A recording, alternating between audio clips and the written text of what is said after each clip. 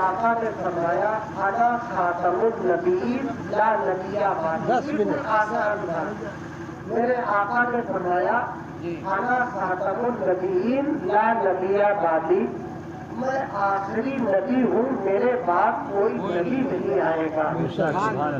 بالکل بخاری شریف جتنی حدیثیں ہیں سب میں یہ عبارت موجود، میں آخری نبی ہوں، میرے بعد کوئی نبی نہیں آئے گا۔ تو سوال یہ اٹھتا ہے کہ جب آپ آخری نبی ہیں اور آپ کے بعد کوئی نبی نہیں آئے گا تو پھر اس قوم کو ہدایت کا راستہ کون دکھائے گا؟ اس قوم کو ہدایت کا راستہ کون دکھائے گا؟ تو جب ساتھوں پھر آگے میرے آقا ارشاد فرماتے ہیں کہ جو ہے انما العلماء ورثۃ الانبیاء، جب سوال ہوا کہ یا رسول اللہ آپ آخری نبی ہیں، آپ کے بعد کوئی نبی نہیں آئے گا تو پھر یہ امت کہاں جائے گی؟ تو میرے آقا فرماتے ہیں صدیقین، صالحین، جو سچے لوگ ہیں، جو نیک لوگ ہیں، وہ جو ہے آگے جو ہے کام کریں گے، دین کو بڑھائیں گے۔ آگے فرماتے ہیں انما العلماء ورثۃ الانبیاء، علماء انبیاء کرام کے وارث ہیں۔ تو کون علماء؟ وہ علماء مراد نہیں ہے جو علماء 1 فٹ یا 1.5 فٹ کی سرٹیفکیٹ لے کر کے آشائی سے دنیا کے لیے سرگردہ ہے، بلکہ وہ علماء مراد ہے جن کا ذکر قرآن میں کیا گیا ہے، انما یخشی اللہ من عبادہ العلماء، کہ اگر اللہ سے کوئی ڈرتا ہے تو علماء ہی ڈرتے ہیں۔ اللہ فرماتا ہے کہ اگر اللہ سے کوئی ڈرتا ہے تو علماء ہی ڈرتے ہیں۔ وہ علماء جن کا روما روما سہد و تقویٰ کی بولتی ہوئی تصویر ہے، وہ علماء انبیاء کرام کے وارث ہیں۔ وہ عالم مراد نہیں ہے جو صرف عالم ہو گئے لیکن شریعت پر ان کا عمل نہیں ہے، بلکہ وہ علماء مراد ہے جن کے دل میں اللہ اور اس کے رسول کا خوف ہے، جو اللہ اور اس کے رسول کے حکم کی بجا آوری کرتے ہیں، وہ علماء انبیاء کرام کے سچے وارث ہیں۔ الحمدللہ کہ ہمارے 2 بھانجے عالم ہو رہے ہیں، اور آپ جانتے ہو مولانا حسین کو ہلکے میں مت لو، بہت اچھی تعلیم حاصل کر رہا ہے وہ، اور اس کے بعد ہم لوگوں کی تربیت اس کے ساتھ ہے، اور ادھر ہمارے مولوی داؤد بھی بیٹھے ہوئے ہیں، ابھی یہ ابتدائی مرحلے سے گزر رہے ہیں، اور اب جو ہے اس کے بعد یہ بھی اب کھل کر کے آپ کے سامنے آ جائیں گے۔ اللہ کی بارگاہ میں دعا ہے اللہ انہیں کامیابی عطا فرمائے۔ تو میں بتا یہ رہا تھا کہ وارث ہے، علماء انبیاء کرام کے وارث ہے۔ وارث کا کام کیا ہوتا ہے؟ وارث کا کام یہ ہوتا ہے کہ مورث نے جو جائیداد چھوڑی ہے اسے وہ صحیح مصرف میں خرچ کرے۔ اگر صحیح مصرف میں خرچ نہیں کرتا ہے تو اس کا مطلب یہ ہے کہ وہ سچا وارث نہیں ہے۔ تو یہ علماء انبیاء کرام کے علم کی وراثت علم کی حفاظت کرتے ہیں، اور جو حکم ہوتا ہے اس حکم کو خلق خدا تک پہنچاتے ہیں۔ بریلی کے اعلیٰ حضرت کہتے ہیں تیرے غلاموں کا نقش قدم ہے راہ خدا، وہ کیا بحث سکے جو یہ سراغ لے کے چلے، وہ کیا بحث سکے جو یہ سراغ لے کے چلے۔ لہذا جن لوگوں نے رسول پاک کا نقش قدم اپنی آنکھوں میں بسا لیا ہے، اپنی ڈگر بنا لیا ہے، انہیں نہ کوئی بہکا سکا ہے اور نہ بہکا سکے گا۔ بہکانے والے کہتے ہیں ہمیں یہ خواجہ کون ہے، یہ غازی مسعود کون ہے، یہ جو ہے خواجہ اجمیری کون ہے، یہ وارث پاک دیوا کون ہے، یہ مقبول اشرف جہانگیر سمدانی کون ہے، یہ بریلی کے اعلیٰ حضرت کون ہے، یہ بتائیں बारे में छोटे सरकार बड़े सरकार कौन है, तो ये भी अल्लाह के मोहताज, हम भी अल्लाह के मोहताज, हम भी अल्लाह के बंदे, ये भी अल्लाह के बंदे। ये बातिल फिरके लोगों को बदगुमान करते हैं ताकि लोग बिदअत करके अल्लाह और रसूल से दूर हो जाए, जबकि अल्लाह ताला ने हुजूर सल्लल्लाहु अलैहि वसल्लम को अपना नायब और मजहर फरमाया है, और अंबियाए कराम को जो है, औलियाए कराम को जो है अल्लाह ताला ने अंबियाए कराम का मजहर फरमाया है। अल विलायत ज़िल्लुन नबुव्वत, गौसे आजम जिनको विलायत का ताजदार बनाया गया, गौसे आजम कहते हैं अल विलायत ज़िल्लुन नबुव्वत वन नबुव्वत ज़िल्लुल उलूहियत। विलायत परतबे नबूवत है और नबूवत परतबे जलाले इलाही है। और आगे गौसे आजम फरमाते हैं व कुल्लु वलिय्यिन लहु कदम व इन्नहु अला कदमी नबी बदलिल कमाल। हर वली किसी न किसी नबी का परतब होता है, कोई परतबे मूसा अलैहिस्सलाम है, कोई परतबे ईसा अलैहिस्सलाम है, कोई मरतबे इदरीस अलैहिस्सलाम है, कोई मरतबे शीस अलैहिस्सलाम है। गौसे आजम कहते हैं मेरा हाल तो ये है कि मैं अपने नबी का मरतबे जलाल भी हूँ और मरतबे कमाल भी हूँ। तो अब बताओ कि जिस मुबारक नबी का हम लोग कलमा पढ़ते हैं, वो नबी के बारगाह में सहाबा ने पूछा था या रसूल अल्लाह आप तो इमामुल अंबिया वल मुरसलीन हो, आपको अल्लाह ने बहुत पावर दी है, या रसूल अल्लाह आपको अल्लाह ने इल्म कितना दिया है। तो उठाओ बुखारी शरीफ में ये इबारत मौजूद है। जैसे ही सहाबा पूछते हैं आका मुस्कुराते हैं, कहते हैं सुनो इन्नी ऊती तो अलमल अव्वलीना वल आखिरीना। ए सहाबा की जमात सुनो, तमाम गुजरे हुए लोगों का इल्म और बाद में आने वाले लोगों का इल्म अल्लाह ने मुझे अता फरमा दिया। ये मेरे आका सल्लल्लाहु अलैहि वसल्लम सहाबा को दर्श देते हैं। फिर आगे सहाबे कराम पूछते हैं या रसूल अल्लाह हम लोग ये जानना चाहते हैं कि इस दुनिया में आपकी हुकूमत कितनी है। तो मेरे आका फिर मुस्कुराते हैं और उठाओ बुखारी शरीफ में ये भी इबारत मौजूद है। मेरे आका कहते हैं कि हुकूमत के बारे में जानना चाहते हो तो सुनो इन्नी ऊती तो मफातिहा खजाइनिल अर्द और मफातिहल अर्द। तमाम खजानों की तमाम कुंजियां अल्लाह ने मेरे हाथ पर रखी है और सब पर मुझे कब्जा दे दिया गया है, सब पर मुझे हुकूमत दे दी गई। बहुत मेहनत लग रही है इस माइक में, बहुत मुझे हुकूमत दे दी गई है। तो ये जिस नबी का हम और आप कलमा पढ़ते हैं उस नबी का ये फरमान है, कितने खुशनसीब हो कि ऐसे नबी के उम्मती हो। सहाबा ने मेरे आका ने फरमाया था कि सुनो हर नबी के 4 वजीर है, तो मेरे भी 4 वजीर है। सहाबा ने पूछा या रसूल अल्लाह आपके 4 वजीर हैं कौन? तो मेरे आका फरमाते हैं मेरे 2 वजीर जो है आसमान में है और मेरे 2 वजीर जमीन में है। जो आसमान में है उनका नाम जिब्राइल और मीकाईल है और जो जमीन पर है उनका नाम अबू बकर और उमर है। ये मेरे आका सल्लल्लाहु अलैहि वसल्लम सहाबे कराम को दर्श देते हुए नजर आते हैं।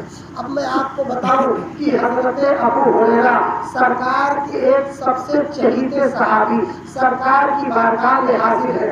उसके बाद वो एक हदीस में पढ़ रहा था जो है मुस्लिम शरीफ में भी जल्दी मैंने पढ़ाया कि मेरे आका हजरत अबू हुरैरा उस हदीस की रिवायत करते हैं। वो कहते हैं कि हम लोग तमाम लोग बैठे हुए थे, इतने में मेरे आका सल्लल्लाहु अलैहि वसल्लम भी मेरे दरमियान जलवा फरमा थे।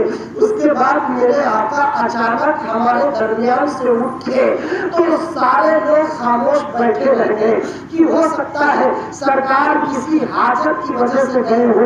लेकिन जब جب سرکار نہیں آئے تو حضرت ابو ہریرہ کہتے ہیں قسم خدا کی سب سے زیادہ میں گھبرایا، سب سے زیادہ بولتے رہو زیادہ میں گھبرایا، مجھے ڈر ہوا کہ کہیں دشمن میرے آقا پر حملہ نہ کر دے۔ سرکار ہماری محفل سے گئے ہوئے اتنی دیر ہو گئی، سرکار کہاں تشریف لے گئے؟ تو حضرت ابو ہریرہ کہتے ہیں کہ ہم اور ہمارے ساتھ جتنے لوگ تھے سب لوگوں نے جو ہے چل دیا سرکار کو تلاش کرنے۔ تو ہم لوگوں نے کیا دیکھا کہ ایک بنی نجار کا ایک باغ تھا مدینہ شریف میں، بنی نجار باغ کے پاس ہم لوگ پہنچے تو دیکھا کہ کوئی راستہ نہیں تھا اس باغ میں جانے کا، لیکن من یہی کہہ رہا تھا کہ سرکار کہیں اس باغ میں تو نہیں تشریف لے گئے، سرکار کہاں چلے گئے؟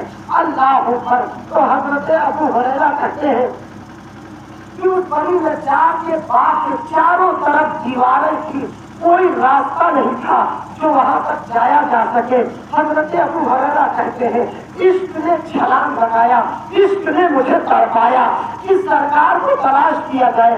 تو میں نے دیکھا کہ باہر سے ایک نالی اس باغ کے اندر جا رہی تھی، اس نالی پر جب میری نظر پڑی تو حضرت ابو ہریرہ کہتے ہیں کہ میں نے اپنے آپ کو لومڑی کی طرح سمیٹ لیا اور اسی نالی سے گھس کر کے باغ میں پہنچا۔ جب میں باغ میں پہنچا تو میرے آقا نے مجھ کو دیکھا، ابو ہریرہ یہاں آ گئے، ابو ہریرہ کیسے آئے؟ تو حضرت ابو ہریرہ کا عرض کرتے ہیں یا رسول اللہ صلی اللہ علیہ وسلم آپ میرے درمیان تشریف فرما تھے، آپ نے اچانک روپوش ہو گئے، ہم لوگ گھبرا گئے، لیکن یا رسول اللہ سب سے زیادہ میں گھبرایا اور اس کے بعد اس نالی کے ذریعے سے میں نے اپنے آپ کو لومڑی کی طرح سمیٹ لیا اور سرکار میں آپ کی بارگاہ میں یا رسول اللہ حاضر ہو گیا ہوں۔ سرکار آپ کو دیکھ کر خوشی ہو رہی ہے تو میرے آقا فرماتے ہیں اے ابو ہریرہ اگر تم میرے لیے اتنی قربانی پیش کر سکتے ہو، اے ابو ہریرہ اگر اس نالی کے ذریعے سے آئے ہو تو ایک کام کرو، آج میرا دل کہتا ہے کہ میں آپ کو کوئی خوشخبری سنا دوں۔ ابو ہریرہ کہتے ہیں یا رسول اللہ کون سی خوشخبری؟ تو میرے آقا فرماتے ہیں ابو ہریرہ جاؤ اور باہر یہ اعلان کر دو کہ جو سچے دل سے لا الہ الا اللہ محمد رسول اللہ کہے گا اس کو اللہ جنت میں داخل کروا دے گا، اس کو جنت میں داخل کروا دے گا۔ اللہ اکبر۔ تو حضرت ابو ہریرہ جیسے ہی چلنے لگے میرے آقا فرماتے ہیں ابو ہریرہ ایک کام کرو، کچھ نشانی لے کر کے جاؤ تاکہ جس سے کہو تو اس کو یقین ہو جائے کہ میں نے ہی آپ کو بھیجا ہے۔ اللہ اکبر۔ تو میرے آقا صلی اللہ علیہ وسلم اپنی دونوں نالائیں اپنی دونوں جوتیوں کو نکالتے ہیں اور حضرت ابو ہریرہ کو دیتے ہیں اور کہتے ہیں اے ابو ہریرہ ان جوتیوں کو لے کر کے جاؤ، جس کی نظر پڑے گی وہ سمجھ جائے گا کہ یہ میری جوتیاں ہیں۔ ابو ہریرہ لے کر کے جاؤ اور اعلان کر دو کہ جو سچے دل سے لا الہ الا اللہ محمد رسول اللہ کہے گا اس کو جنت میں داخل کر دیا جائے گا۔ اللہ اکبر۔ حضرت ابو ہریرہ ان جوتیوں کو لے کر کے جیسے ہی باہر پہنچے، باہر جا رہے تھے، کیا دیکھتے ہیں ادھر سے حضرت ابو بکر صدیق آ رہے ہیں، ادھر سے حضرت فاروق اعظم حضرت عمر کے خطاب آ رہے تھے۔ اللہ اکبر۔ حضرت ابو ہریرہ دیکھتے ہیں اور اس کے بعد حضرت عمر پوچھتے ابو ہریرہ بہت ہنس رہے ہو، کہاں جا رہے ہو؟ تو حضرت ابو ہریرہ کہتے ہیں میرے آقا نے مجھ کو ایک پیغام سنایا ہے، میں اس پیغام کو نشر کرنے جا رہا ہوں۔ تو حضرت عمر کہتے ہیں کون سا پیغام؟ تو کہا میرے آقا نے فرمایا ہے کہ جو لا الہ الا اللہ محمد رسول اللہ کہے گا اللہ اسے جنت میں داخل کر دے گا۔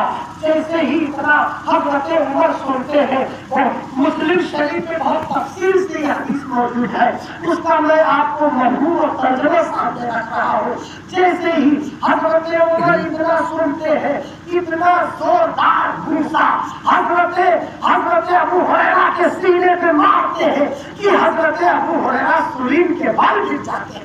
اللہ اکبر. جیسے ہی سرین کے بال حضرت ابو ہریرہ گر جاتے ہیں اس کے بعد اٹھتے ہیں اور آنکھیں نم ہو جاتی ہے اور اس کے بعد اسی بات کی طرف واپس ہو جاتے ہیں. حضرت عمر کہتے ہیں لوٹ جاؤ رسول اللہ صلی اللہ علیہ وسلم کے پاس, لوٹ جاؤ سرکار کے پاس. اللہ اکبر. اب حضرت ابو ہریرہ پھر سرکار کی بارگاہ میں حاضری دیتے ہیں. پیچھے سے حضرت عمر ابن خطاب بھی پہنچ جاتے ہیں. اللہ اکبر. حضرت ابو ہریرہ رو رہے ہیں. آقا فرماتے ہیں ابو ہریرہ تمہاری آنکھیں نم ہیں کیوں؟ تو میرے حضرت ابو ہریرہ کہتے ہیں یا رسول اللہ آپ نے جو پیغام دیا تھا میں جا رہا تھا, یہ حضرت عمر ابن خطاب مل گئے. میں نے ان سے عرض کر دیا کہ آپ نے فرمایا ہے یہ, تو اس کی وجہ سے انہوں نے میرے سینے پر اتنا زوردار گھوسا مارا یا رسول اللہ کی میں وہیں گر گیا. اللہ اکبر. میرے آقا فرماتے ہیں اے عمر آپ نے ایسی حرکت کیوں کی؟ تو حضرت عمر کہتے ہیں یا رسول اللہ میرے ماں باپ آپ کے قدموں پہ قربان, یا رسول اللہ یہ جان آپ کے صدقے میں ملی ہے, لیکن یا رسول اللہ ایک میری گزارش آپ قبول فرما لیں. میرے آقا فرماتے عمر کیا کہنا چاہتے ہو؟ تو حضرت عمر کہتے ہیں یا رسول اللہ میری رائے یہ ہے کہ اس پیغام کو نشر نہ کیا جائے. اگر اس پیغام کو پھیلا دیا گیا کہ جو لا الہ الا اللہ محمد رسول اللہ پڑھ لے اس کو جنت مل جائے گی, تو یا رسول اللہ مسجدوں کو کون آباد کرے گا؟ عبادت گاہوں کو کون آباد کرے گا؟ عبادت گاہیں سب ویران ہو جائے گی, عیدگاہیں سب گرا دی جائے گی, مسجدوں میں کون جائے گا؟ یا رسول اللہ لوگوں کے عمل کو پر چھوڑ دیجیے, لوگوں کو عمل کرنے دیجیے, اس پیغام کو واپس کر دیجیے, ورنہ کوئی کام نہیں ہوتا. صرف آدمی یہ سمجھ جائے گا کلمہ پڑھو جنت مل جائے گی, ان شریعت کا کون پابند ہوگا؟ جیسے ہی حضرت عمر اتنا کہتے ہیں میرے آقا صلی اللہ علیہ وسلم حضرت ابو ہریرہ کو منع کرتے ہیں اور یہ فرماتے ہیں کہ یہ ابو ہریرہ اب اس پیغام کو باہر مت نشر کرنا. کیا درس ملتا ہے اس حدیث سے؟ یہ درس ملتا ہے کہ حضرت عمر کے مقام کو دیکھو کہ میرے حضرت عمر نے سرکار کے سامنے رکھ دیا تو میرے آقا نے اپنے فرمان کو واپس کر دیا. آج شیعہ لوگ اعتراض کرتے ہیں, آج شیعہ یہ الزام لگاتا ہے کہ رسول پاک صلی اللہ علیہ وسلم کے داماد تو حضرت علی تھے, تو جب حضرت علی ان کے داماد تھے تو ان کو اگر دینا چاہیے تھا تو سب کچھ حضرت علی کو دیتے, حضرت علی کو دیتے. لیکن آپ حضور صلی اللہ علیہ وسلم کے جانے کے بعد ان لوگوں نے قبضہ کر لیا. ابو بکر صدیق خلیفہ ہو گئے, حضرت عمر خلیفہ ہو گئے, حضرت عثمان غنی خلیفہ ہو گئے. ان لوگوں نے زیادتی کی ہے. یہ شیعہ کا اعتراض ہے, لہذا اسی اعتراض کی بنیاد پر شیعہ اسلام سے خارج ہو گیا. اس لیے خارج ہو گیا کہ میرے آقا صلی اللہ علیہ وسلم نے اپنی ظاہری زندگی میں ہی حضرت ابو بکر صدیق کو مصلی پر پڑھایا تھا اور آپ نے ان کی ابتدا میں نماز پڑھی تھی اور یہ پیغام دے دیا تھا کہ میرے بعد اگر کوئی نظام چلائے گا تو ابو بکر چلائے گا. اور حضرت ابو بکر صدیق نے اپنے ٹائم پر حضرت عمر ابن خطاب کا انتخاب کیا اور حضرت عمر ابن خطاب کے خلیفہ بننے کے بعد انہوں نے حضرت عثمان غنی کا انتخاب کیا. لہذا میں یہ بتانا یہ چاہتا ہوں کہ شیعہ اپنی جگہ پر بالکل اسلام سے خارج ہے. ایک حدیث نہیں, نہ جانے کتنی کتابوں میں آپ کو ملے گا. شیعہ ایک سب سے بڑی دلیل دیتا ہے کہ جب میرے آقا صلی اللہ علیہ وسلم کو اس دنیا سے جانا ہوا, سمجھ لو ایک ہفتے میں میرے آقا صلی اللہ علیہ وسلم دنیا سے کوچ فرما جائیں گے, تو اللہ تعالیٰ نے تھوڑی دیر یہ سماعت کر لو کہ اللہ نے فرشتوں کو بھیجا اور اللہ نے فرمایا کہ آقا کریم صلی اللہ علیہ وسلم سے یہ پوچھ لو کہ ان کو یہ دنیا والی زندگی یہ بہتر ہے ان کے لیے کہ وہ آخرت والی زندگی بہتر سمجھتے ہیں, کہ جہاں ان کو پورا پاور دے دیا جائے گا, جہاں ان کے ہاتھ میں سب کچھ دے دیا جائے گا, جس کو چاہے جنت دے دیں, جس کو چاہے جہنم دے دیں, یہ پورا پاور والی जिंदगी चाहते हैं, कि वो हमेशा के लिए दुनिया में रहना चाहते हैं। फरिश्तों ने जब पूछा था रूह निकालने से पहले, तो मेरे आका सल्लल्लाहु अलैहि वसल्लम ने ये फरमाया था कि मुझको वो आखिरी जिंदगी पसंद है, मुझको वो आखिरत वाली जिंदगी पसंद है। जब नबी पाक सल्लल्लाहु अलैहि वसल्लम ने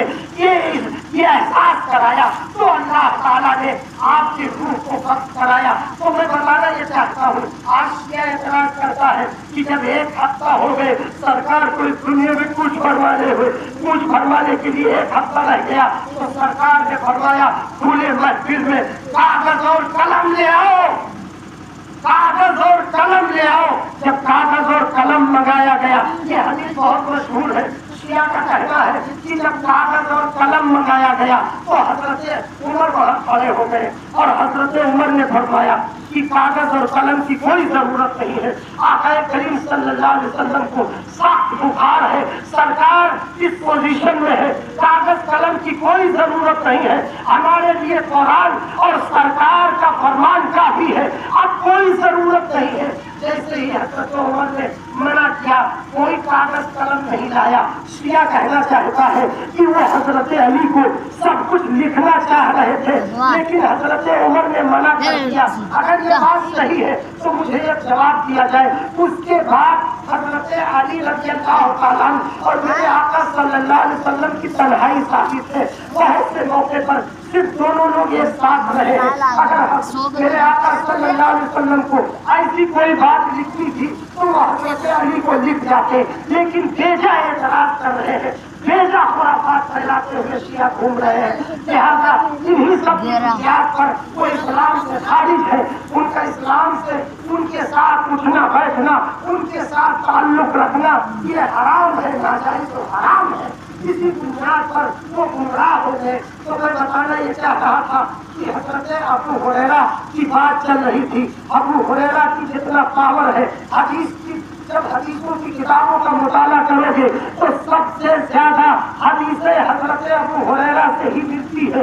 हजरत अबू हुरैरा से इतनी हदीसें क्यों मिलती है? तो हजरत अबू हुरैरा सरकार की बारगाह में हाजिरी देते हैं और कहते हैं या रसूल अल्लाह, इज्जत मिलती है आपकी चौखट से, दौलत मिलती है आपकी चौखट से, शोहरत मिलती है आपकी चौखट से, मगर या रसूल अल्लाह मुझे भूलने की बीमारी हो गई है, मुझे निस्यान की बीमारी हो गई है।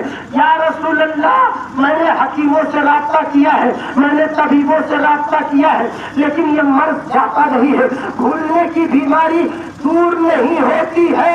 ये मेरे आका आपका इशारा हो जाता है तो चांद को हिस्सों में तकसीम हो जाता है, आपका इशारा हो जाता है तो डूबा हुआ सूरज वापस पलट आता है।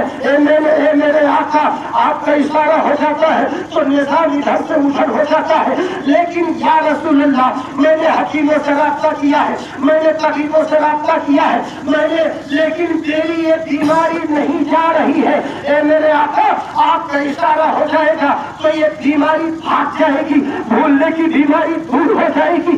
जैसे ही हजरत अबू हुरैरा इतना कहते हैं तो मेरे आका फरमाते हैं, ए अबू हुरैरा अगर ऐसी बात है तो एक काम करो,